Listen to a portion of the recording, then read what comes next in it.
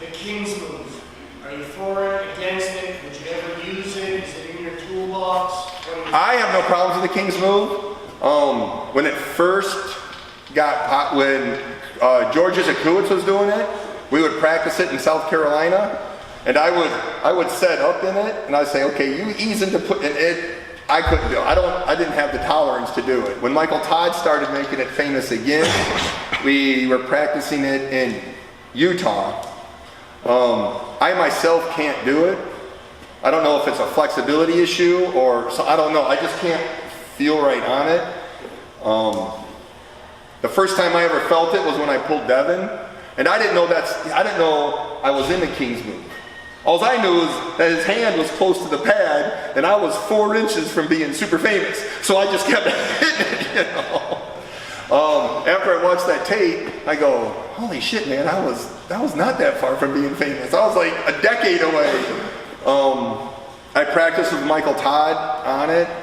It's, for me to defeat the Kingsmove, I gotta make sure, if Michael Todd has it here, I gotta pull him over here where that peg is, and then just make it a war of attrition. I just gotta hold him down.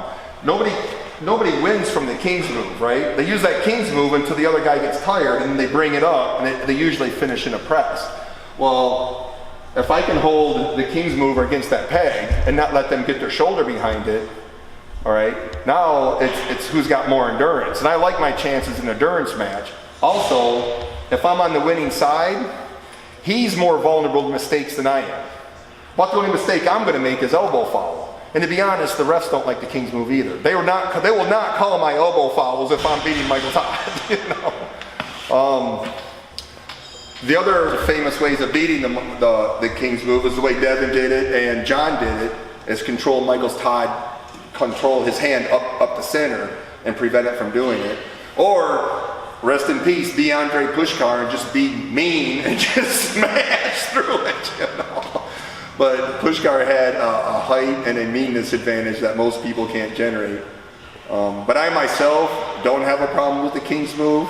It just shows that the sport's still innovating, you know. It's still changing, and the fact that a move like that can come in and go, what that means is since there's so many avenues for so many different people to come into it, that means the door's not shut, right? If we stopped inventing moves like that, then we're probably at the point where you got to be 6'2", 190 pounds with a giant hand to win a 200-pound arm wrestling class. I like the fact that different shapes and sizes and different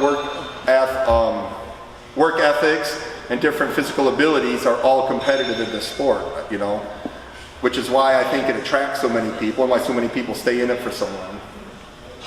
So there'll be something next coming down the line. When top rolling got popular, people used to complain about it too. In the 80s and stuff, when arm wrestling was famous, it was all inside grinding, back and forth, back and forth. You couldn't see it, but I mean, you know, top rolling was controversial for a while. So there'll be something else, you know. You should invent the next one, and then they can hate you for it for a year.